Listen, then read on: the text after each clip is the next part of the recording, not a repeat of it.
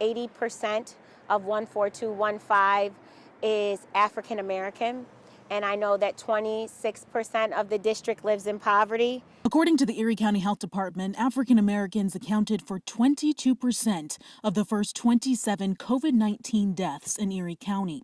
But Tuesday afternoon, the number of deaths in the county jumped by 9 to now 39 deaths.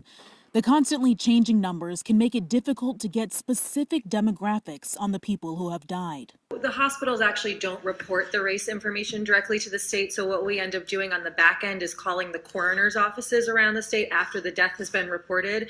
The numbers that have come in so far are concerning to Erie County Legislature Chairwoman April Baskin, whose district includes the 14215 zip code. I think about throughout history how many times we have seen low-income communities or communities who happen to be in flux with people of color struggle with health disparities and not receive adequate care when it comes to having access to health care.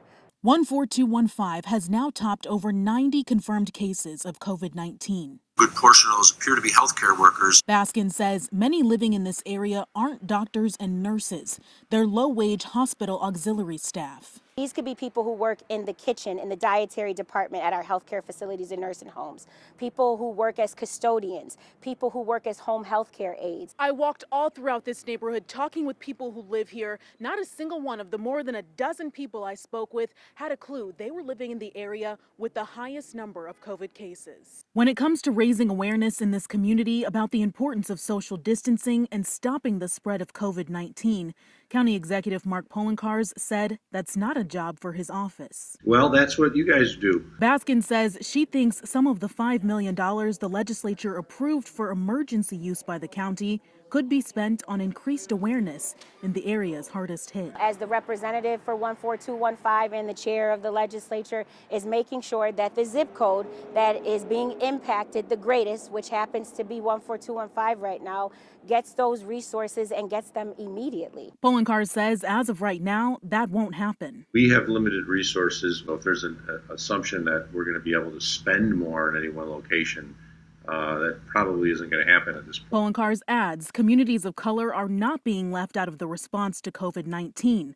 But Baskin says this is a conversation that was never addressed before the coronavirus hit Western New York. What are we going to do next time some type of worldwide virus, God forbid, hits us?